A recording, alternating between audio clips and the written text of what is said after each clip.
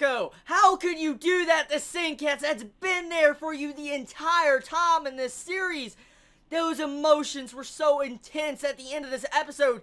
Once again, awesome fucking episode to Kill la Kill. Just getting to see how this episode was so freaking awesome. I mean, Ruko's freaking pissed off face at the end of this episode got me. It really freaking did. I mean, how she clearly just states, I'm a life fiber monster, pretty much puts down Senketsu, says he's a monster also, will never wear him again. She trampled all over Senketsu's feelings right at the end. I mean, she literally just stomped all over her. I mean, Senketsu dragged her out of that blown up stadium by himself to give her to Nudist Beach. And that was an actual major character development for Senketsu of all people. And to actually do this when Nudist Beach is like sort of his enemy, it was shocking. I really enjoyed that, but at the same time it pissed me off because the cliffhanger. Why would you end the fucking episode right there? I hate these cliffhangers so much, man. They're killing me with these cliffhangers. In the past 3 weeks, we have some freaking epic conclusions to the episode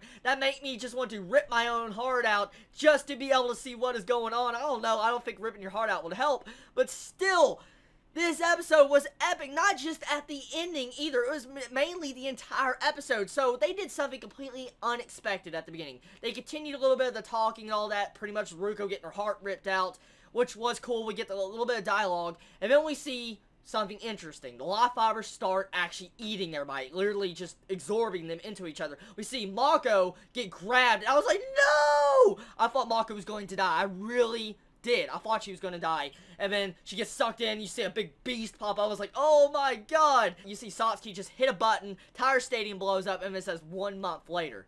And then this is when the episode really gets entertaining. I did not expect a time skip at all in this portion of the series, honestly, let alone this far along in Kill la Kill. So good job there. They got me right there. But seeing the actual desperation of humanity in this episode was a really good insight. I mean, we get to see that since this month has passed, a lot of humanity has been pushed to the brink of extinction, like being controlled by covers. And I thought that was a really entertaining factor of this episode. Like, getting to see Sanageyama is literally saying that his like outfit, like his 3-star Goku uniform, can no longer take any more fights. And you just see it break on literally transformation.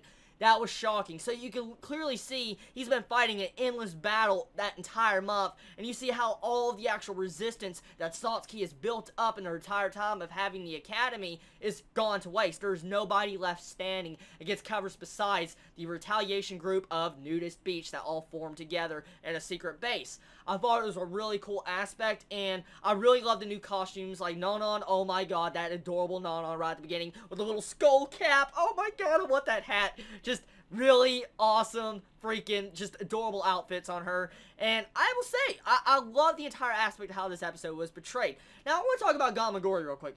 I've noticed in the past couple episodes, why is it that Gamagori actually cares for Mako a lot? Think about this. He's the only character to truly downright care for her, like he either loves her or there's something else going on behind the scenes. Because, I mean, we did see him blush towards Mako when she was in completely nude. I mean, of course, any guy would probably do that. But still, the point I'm getting at is the factor of why does he care so much about Mako, of all people, of all characters? So, I'm curious about that. Now, another thing. We get to also see that there's some form of other Yuri fan service going on with Ragyo and Satsuki again this episode. I don't know why the hell they continue doing that, but what the hell? I have ceased to not actually talk about this in the past other 2 episodes, but I think I should talk about it now. Why the hell do they keep doing this every fucking episode? I just don't understand the entire logic of that fan service, but oh, okay, I don't care. I can look past it. This anime is fucking epic, so I'll look past it. Now, this episode has some intense action moments, like the freaking Great 5, all 5 that are the strongest in the army. Oh my, that was so freaking crazy. As they still on the battlefield, and you have this big cannon launcher, and you see Gamagori just stab a cover outfit, and then he blows Mako out of it. I was like, Mako's alive! I was so happy to see that. And then all of a sudden you see Ruko just wake up, chop all the freaking covers off, and you see all the people fall out of it. I was incredibly shocked how easy she did it, and then we lead up to what I said at the beginning of this episode review. So honestly, this episode was intense. It actually was more of a build-up episode. And I actually need to talk about another thing. We find out the true father to Ruko this episode. So, well, there was a lot of debate going on recently about who was Ishin, Matoya Ishin, since, you know, he was supposedly not the actual real father to Ruko. Well, we kind of find out somehow Ishin literally reformed his entire face, his back, and everything, and turned into the badass he was. And now we know that Ishin that got killed by Nui is actually the father of, you guessed it, Satsuki. So, if we think about this real quick, Nui killed Satsuki's father. Yeah, not just Ruko, but Satsuki's father also. So, we have two of the major female leads of this series going to probably just gut Nui. I love Nui. She's a badass character, but oh my god, these two female main characters are going to kill her. That is literally what I see in Nui's near future after what she has done. Now, I want to speak about Satsuki's actual standpoint in this episode. You know, we can really tell that Satsuki had some form of emotional bond with her sister. Like last episode, the entire reason why she wanted to go against her mother was some form of revenge because of her sister.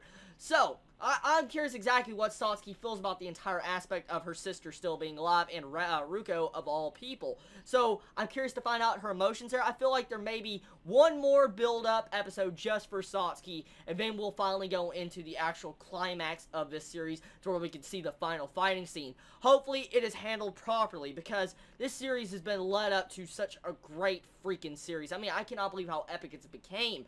So, honestly, tell me your thoughts on this episode. Did you all enjoy it as much as I did? What'd you think about that ending scene? I mean, what was your favorite scene in this episode? What'd you think about DTR? That DTR again, when he puts on the computer monitor. Anyways, guys, it's gonna be the end of my anime review of Kill la Kill this week. Tell me your thoughts on it. Chibi out.